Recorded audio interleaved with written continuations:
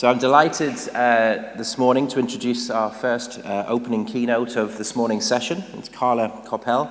Some of you met her yesterday when she joined one of the panels. Carla is a distinguished fellow at Georgetown Institute for Women, Peace and Security. She teaches in the School of Foreign Service at Georgetown and directs a program on diversity and inclusion in international affairs. Previously, she was a vice president at the U.S. Institute of Peace and Chief Strategy Officer for the U.S. Agency for International Development. So I'm delighted we have such a distinguished guest, such an experienced guest. Please welcome for her opening keynote, Carla Koppell. Thank you.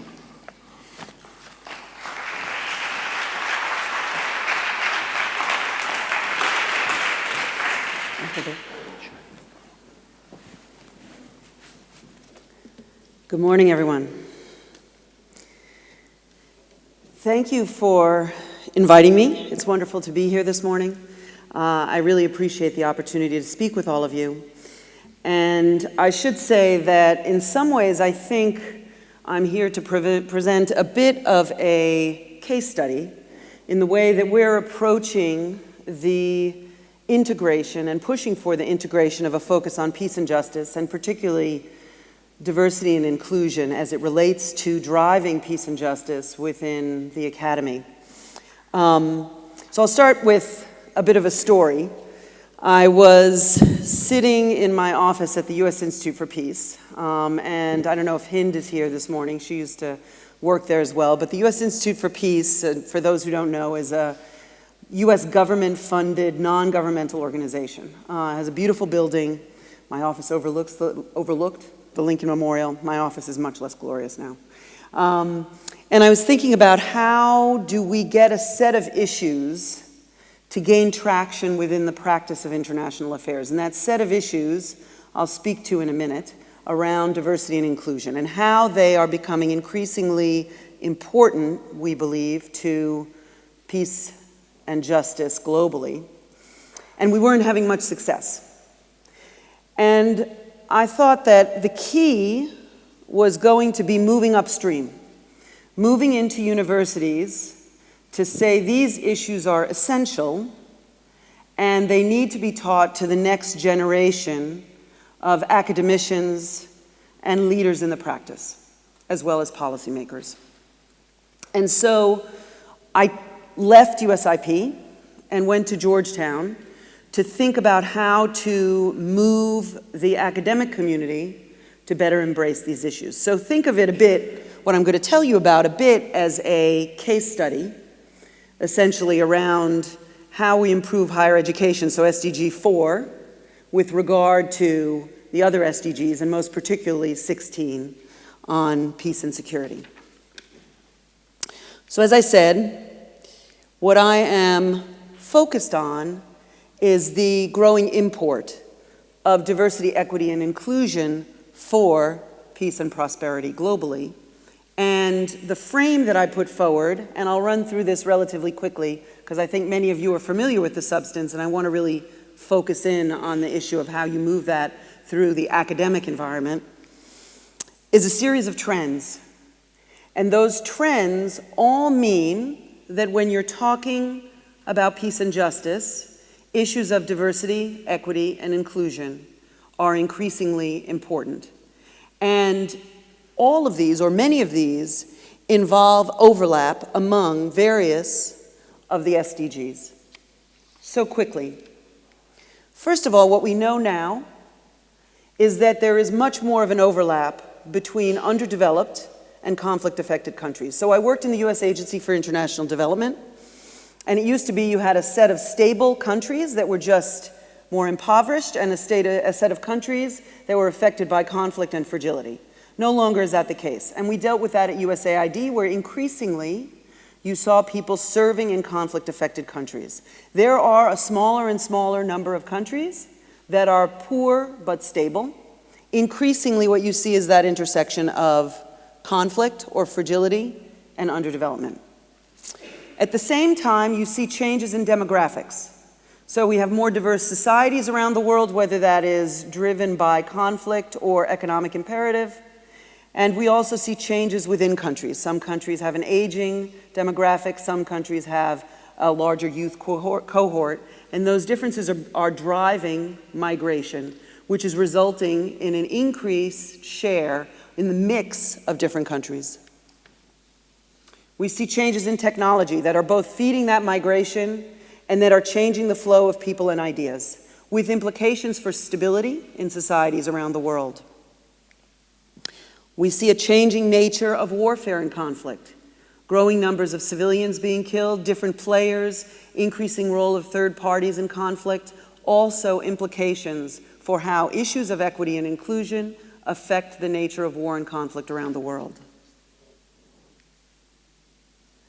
We see a range of economic and environmental imperatives that are driving the need to focus on the intersections of SDG 16, that is peace and prosperity and justice, and other sustainable development goals, such as SDG 8 on economic growth, SDG 13 on climate change, SDG 15 on land and the well-being of land, all driven by the need to focus on the economic and environmental drivers of poverty and instability. And we know increasingly, based on the research that's done at all of your good universities and others around the world, as well as organizations of the practice, that inclusion and exclusion are important ingredients in all of these trends and their implications for SDG 16. So we know that when we are able to promote inclusivity within societies, it gives you enormous economic boosts, it gives you boosts in stability, it encourages development and reduces fragility. In contrast, we know that there are factors leading to conflict and fragility born of fragmentation. The research tells us that there is enormous economic, social, and political potential in inclusion, that there are costs for conflict, for resolving conflict, for preventing conflict, and for rebuilding following conflict in the absence of inclusion. Additionally, we know that we are bearing costs today as a result of an insufficient focus on inclusion. So hopefully, we can all agree based on the research that there's a compelling need to bring these issues into the fore, into our conversations around peace and justice, diversity and inclusion, and the incorporation and approach that we use to education. If we all accept this research as fundamental, then we need to figure out ways to bring that conversation into the work of universities. And I figured I would favor my home institution of Georgetown in the picture and bring you a little springtime. So there are a lot of implications, and we've talked some about that in day one, but I wanted to provide the case study of what we're doing to give you a sense of some of the multifaceted approaches and ways that you can approach bringing these issues to the fore, incorporating the trends around diversity and inclusion with regard for peace and justice into the work that universities are doing. So I would argue that there are several fundamental needs, and you can see them there. First of all, how do we focus the research agenda on advancing the issues that I've raised? The second is, in light of the diversity that is now existent around the world, in countries, communities, and in universities, how do we adapt to that? And then how do we update our teaching and learning so that we are keeping up with the trends? And I would say, and hopefully you gathered this from the first part of my presentation, that fundamentally this is an interdisciplinary challenge for which not all universities are equally well set up to manage. So in part, let me give you the examples of what we're doing.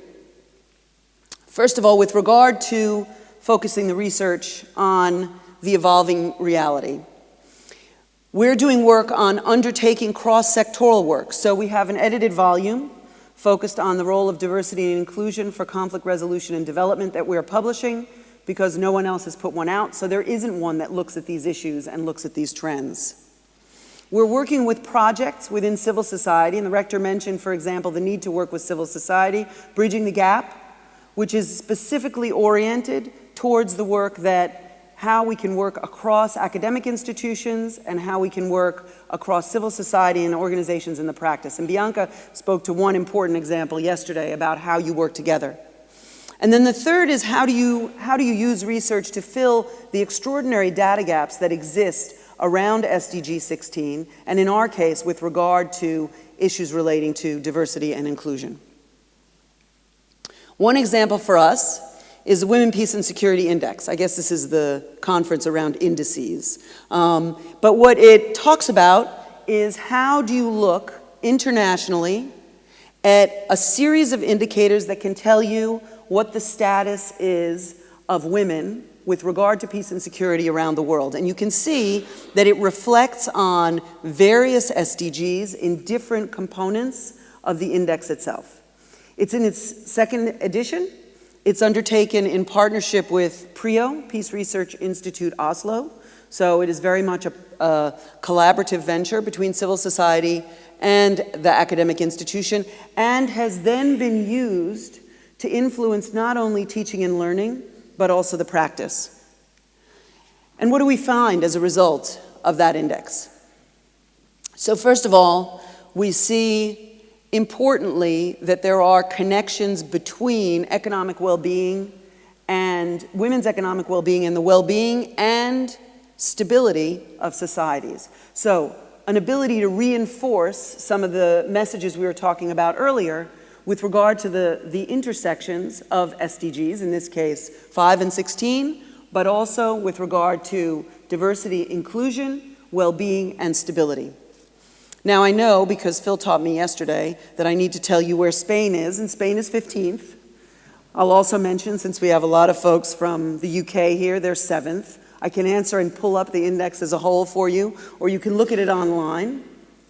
But what we know is that better performance on that index also improves the situation vis-a-vis the equitable distribution of labor. So it relates to stability and security in SDG 16, it relates to progress along SDG 1, and it incorporates indicators that crosswalk the different sustainable development goals. So this kind of tool is the way research can bear on practice from an academic institution. How are we adapting to a changing student body? We talked a little bit about this yesterday and how the wider diversity of students is also calling on us to change the mix of classes, of programs, the atmosphere within our universities. And we're really looking at the changing composition, how you need to shift school culture to welcome all of that mix, that changing mix of students, and how that reflects in shifting interests. And yesterday we began to talk a little bit about how the shifting interests are leading to pressure on our institutions to change the mix of classes. People are interested in different things and they are demanding that we be responsive to their interests. So what are we doing? Well, we have what's called the University Leadership Council on Diversity and Inclusion in International Affairs and Public Policy Education, which brings together 25 deans from public and private institutions, elite and those that are serving a wider public, geographically dispersed across the country, to look at these issues. It looks at not only how do you create a culture of inclusion within the school, but how do you also create composition that reflects the diversity of the world, and then how do you address the needs for curricula. And that University Council issued a call to action around increasing the focus on diversity and inclusion in our public policy and international affairs education, which has now resulted in hundreds of people from around the world signing on to say, we need to change the way we're conducting education to better meet the changing needs within society, the changing mix of our student population, and the state of research as it relates to peace and justice around the world. The hope is that it stimulates action not only within the academic environment, but also within the practice. And in fact, when we put the call to action out, a number of non-governmental organizations and representatives of civil society came and said, can we have a similar call to action for organizations within the practice, so that we too are incorporating this research into the discussions that we are undertaking around the world. Interestingly, this is the second year of the University Leadership Council, and in the first year, when we went out to engage participants in the conversation and to say, will the deans join the council, we were asking them. In year 2, after we issued this call to action, they came and said, can we join you? We want to be part of this conversation. And the thing that has been interesting in observing the conversation is how much there needs to be a community of trust to discuss the very difficult issues that are being confronted. Some of the issues we talked about yesterday around polarization on campus, around how to transform classes, around how to alter syllabi, and how to move in a direction that focuses on interdisciplinary teaching, that focuses on peace and justice, and that crosswalks the different issues that are emblematic within the Sustainable Development Goals to drive forward an educational process, an educational system that really is reflective of realities on the ground today. Finally, what we're trying to do is update our own curricula. So, I mentioned this yesterday, but for those who weren't there, Georgetown just approved a new Gender, Peace, and Security certificate for our graduate level classes for people who want to focus on these issues. Additionally, we've started to pilot new courses around issues related to inclusion and peace, conflict, and development. And thirdly, we are thinking about how we can help move overall teaching and learning around international affairs.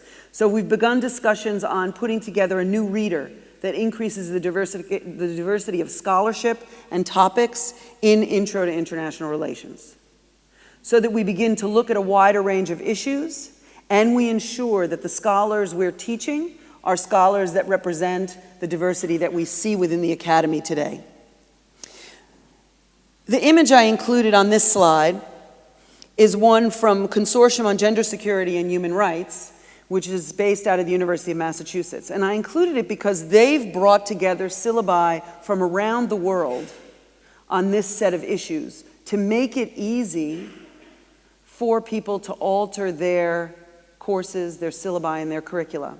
And I think it's the kind of example we need to use if we're going to move forward as a global community to adapt different approaches to teaching and learning that are focused on the Sustainable Development Goals, that put the issues and the implicit assumptions around inclusion as a central tenet in our teaching around peace building and justice globally. And I think it marks an important stepping stone forward in the way we approach these issues within universities writ large. So I thank you for allowing me to tell you a bit about what we're doing at the Institute for Women, Peace, and Security. And I look forward to your questions and to a conversation with you. Thank you so much.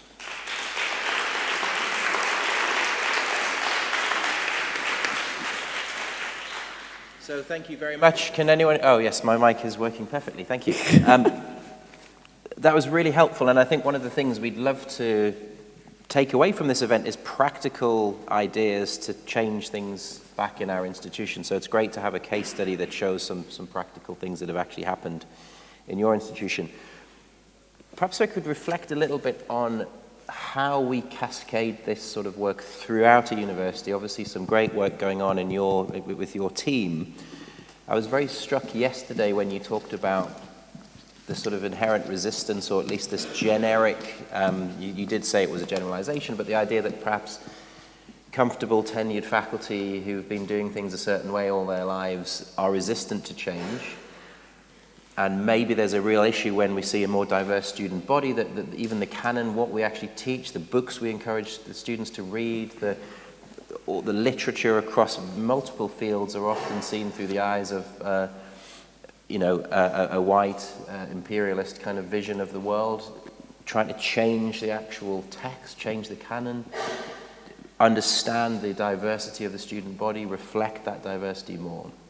How can we really start to cascade that through an institution and get it really infiltrated across different subject areas, different departments? Is there a way we can work together to try and make that happen? So I think there are lots of ways we can work together to try and make that happen. And I want to acknowledge that, I mentioned this call to action, and we had over 36 faculty at Georgetown who signed on to the call to action. And then we organized a meeting and a conversation with those faculty members. And they included many of the senior tenured faculty members. So I don't want everybody to take away that that's the only impediment. Those are people who are absolutely fundamental to success because they set the tone. They teach a lot of the most important classes. Their rhetoric drives a lot of the discourse within academe. And they were the ones, when I talk about how do we change the Intro to International Affairs syllabus, they're the ones who are saying, we need to tackle this. Carla, I was just looking at the readers I use for Intro to IR. The percentage of women is too low. The voices from the Global South are not significant enough. We need to alter this. So they are critical drivers for change. I think that in terms of the things we can do, first of all, we need to harness the different voices. So faculty is one set of voices. We're working with deans and academic administrators through the University Leadership Council. We talked yesterday about how important students are and student groups are to pushing for this change. And I'll speak to Georgetown because I'm there, but I hear this from the deans that I work with writ large. Enabling those student groups is essential. They are critical drivers of change, inviting them to play roles. We've had in the United States everything from the student groups organizing diverse speakers on campus to the student groups and students being invited to organize pop-up classes. So where you don't have a class, students say, we want a class on this, and we're willing to work to put together the syllabus and bring faculty from different departments together to pull the ability to do interdisciplinary learning. And that allows you not just to be left with the faculty you may have in the government or IR political science department, but you can pull in from all of these different areas, and that enables you to do interdisciplinary teaching and learning. And then I think that really important is explicit leadership, and that's explicit leadership whether it's by senior faculty or from senior administrators within schools.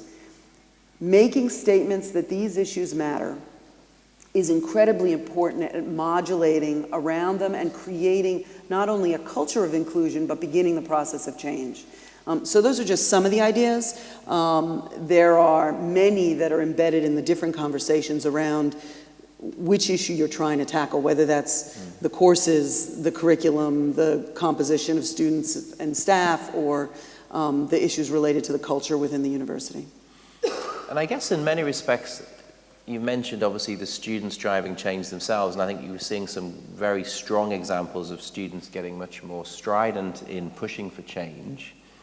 Particularly in the UK and South Africa, the Roads Must Fall campaign, real concerns around all these images of people who have had very dubious views and real concerns.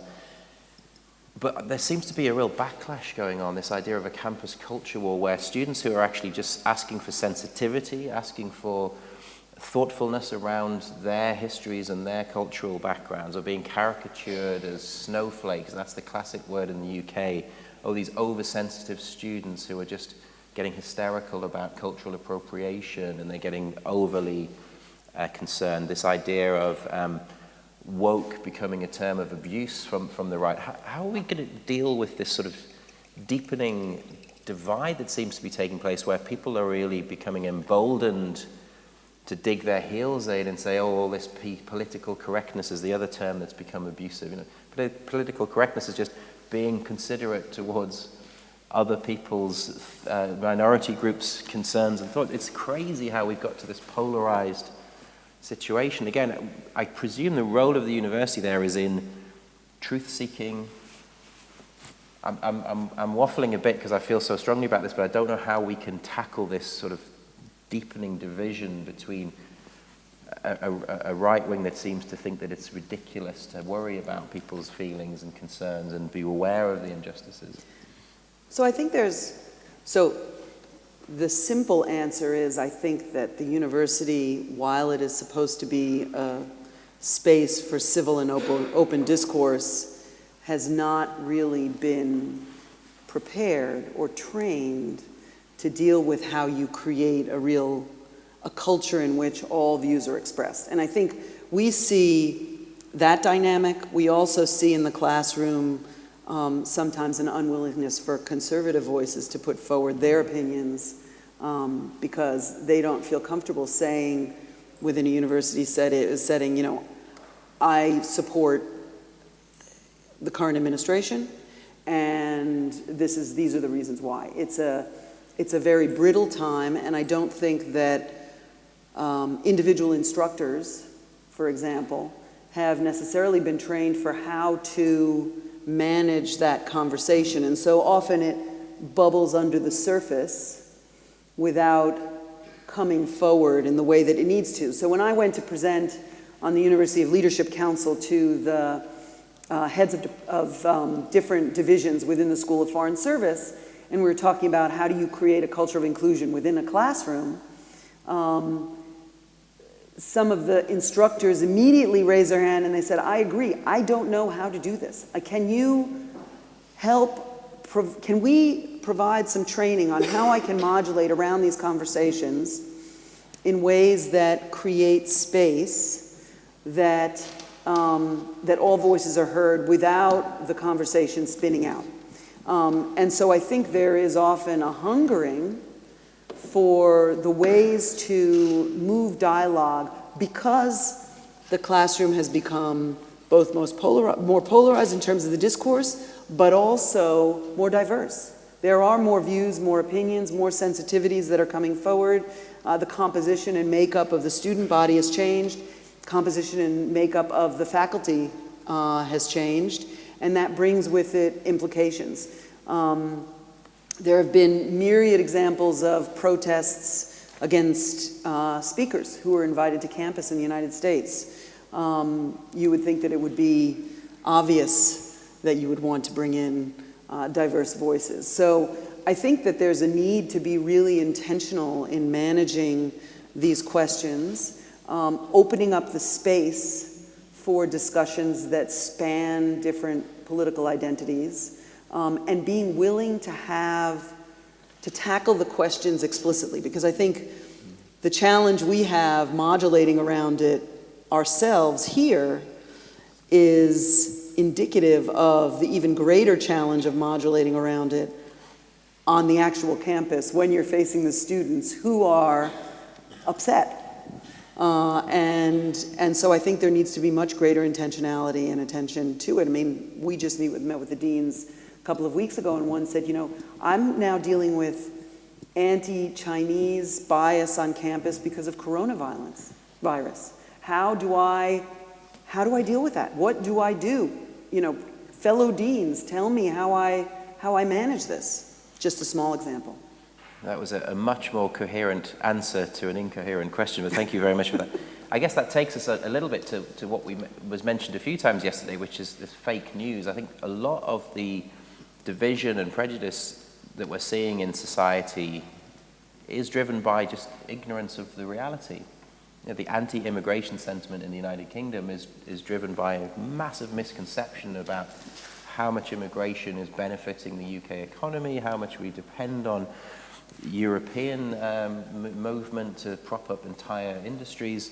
So that idea that universities also have this obligation to try and filter or help people to filter what's fact and what isn't and what's truth and evaluate evidence, that becomes a really vital role for the university as well, I think. Absolutely. I mean, I cruised through the research, but that's very much why it's a problem that our universities are not looking at this data and this information, because we know that diversity is an incredible strength if it's leveraged properly.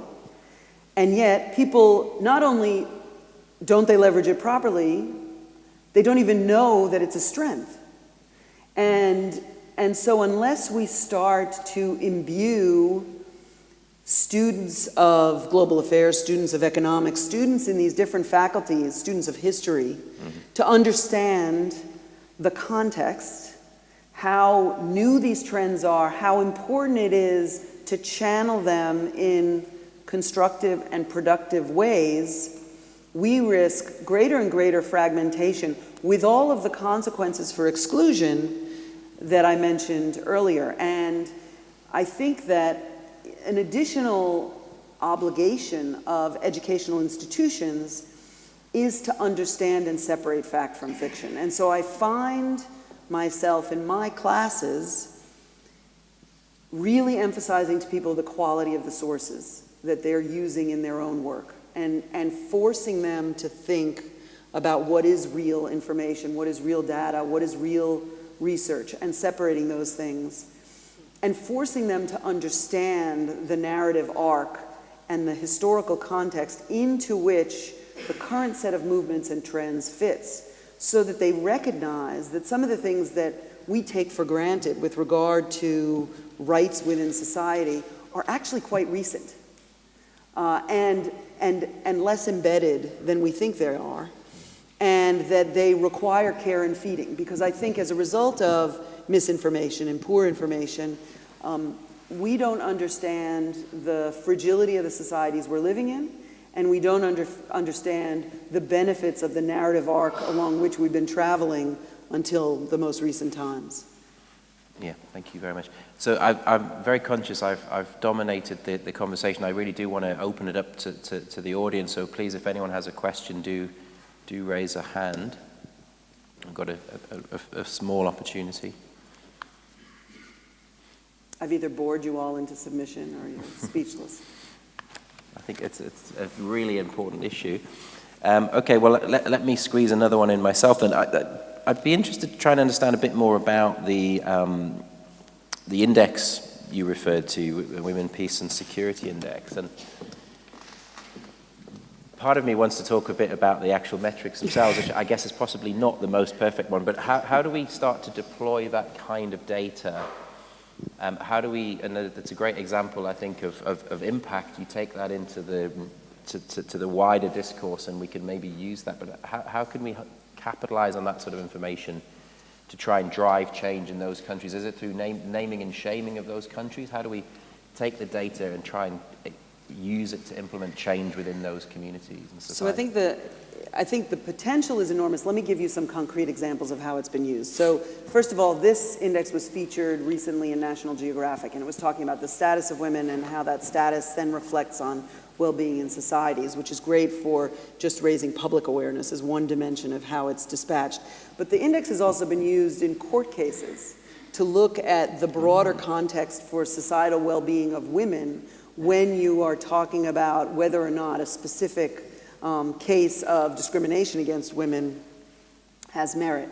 So that's been very interesting. I think as a tool for progress, you obviously, I mean, like your index, you're using it as a vehicle for saying, you know, what is improving and what's not improving, and what does a country need to do in order to see progress on that index. And in fact, I mentioned this is the second iteration of the index, so you can see countries that have moved up and down.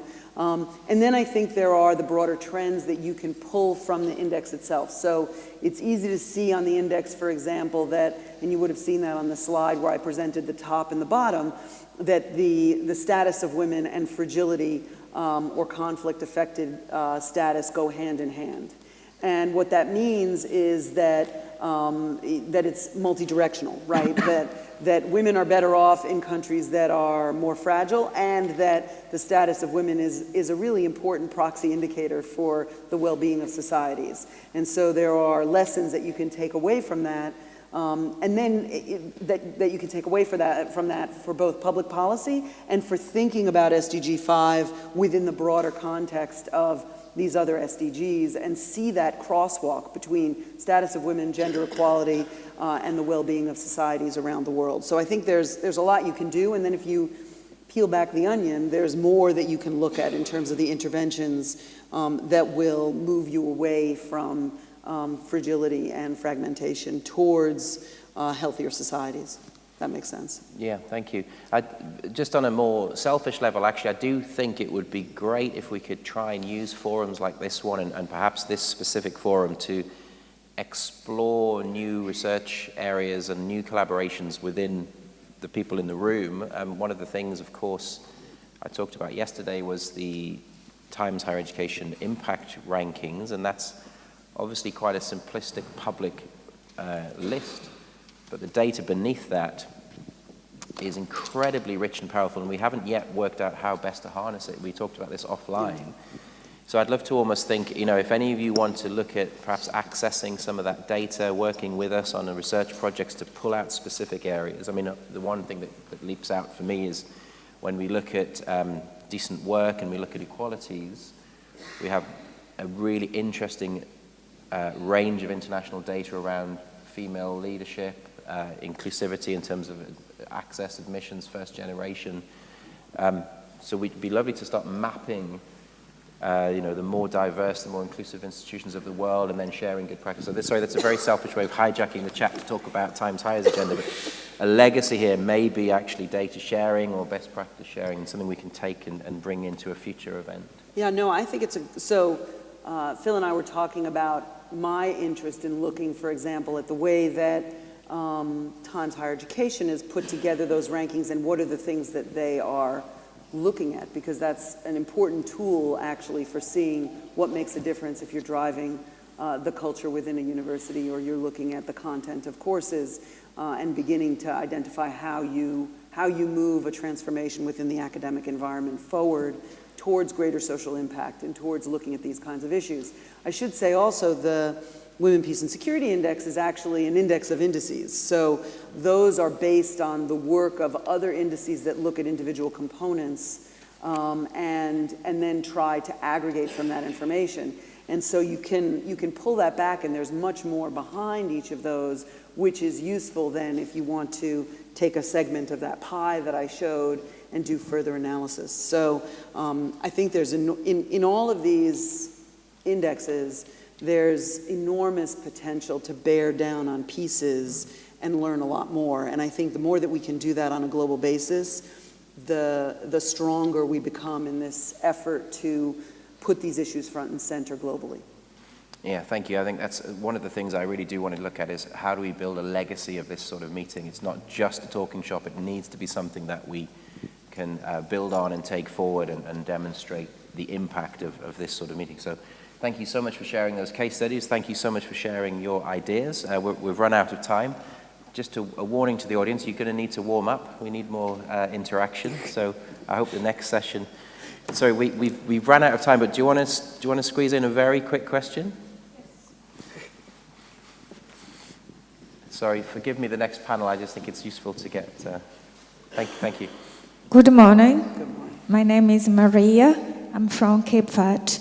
And I want to congratulate you for the important presentation, and thank you for that. So I want to talk a little bit when you talk about a relationship with conflicts and relation between conflict and countries, fragile countries. And so if we look at the ONU 2019 Human Development Index report also, we can see also the abyssal gaps between the number of people with high education in developed countries and the percentage of the undeveloped countries. My question is, education in these countries is or not a concern for developed countries? Maybe it's more cheaper to invest, to develop countries, to invest in education in countries like in my sub-region, West Africa, than to help them with food or arms. Do you understand? So my question is, how is it important to develop countries to have a good education also in the other countries that normally have conflict, arms conflicts? Thank you very much. So I think that the investment in education in these countries is absolutely essential for a multitude of reasons. And I think one of the issues is also, one of the related issues is also elevating the prominence and prevalence of scholars from developing countries and emerging economies, so that we're recognizing the thought leadership that exists within those countries, and so that they become better integrated. And I don't believe, were you here yesterday? Because part of it is also the discussions around how you capture and value the work of institutions that are in countries like yours. And I know that Times Higher Education, and Phil can speak to it better than I can because it's his work, is focused on trying to capture the different orientation of universities globally, and to be better reflective of those institutions. The one thing I would add, sort of taking off my hat at Georgetown for a second, is that one of the challenges I know when I was with the U.S. Development Cooperation Agency is, where do you invest dollars for education? So we were focused particularly on primary education, which was, and the quality of primary education, which was dismaying for me, because a lot of the fall off, for example, in girls' education is from primary to secondary, and then from secondary on to tertiary. And so if you really wanted to elevate the status of women and girls, you needed to focus more on secondary and tertiary education. But there was a real concern that primary education, you had increased enrollment, you would close gaps between girls and boys, but that the quality of education was so poor that you had large graduation rates and you still had terrible illiteracy and numeracy rates within those countries. And so when we were talking about where to invest our given dollar of aid, it tended to be at the base of the pyramid because it reached the largest number of people.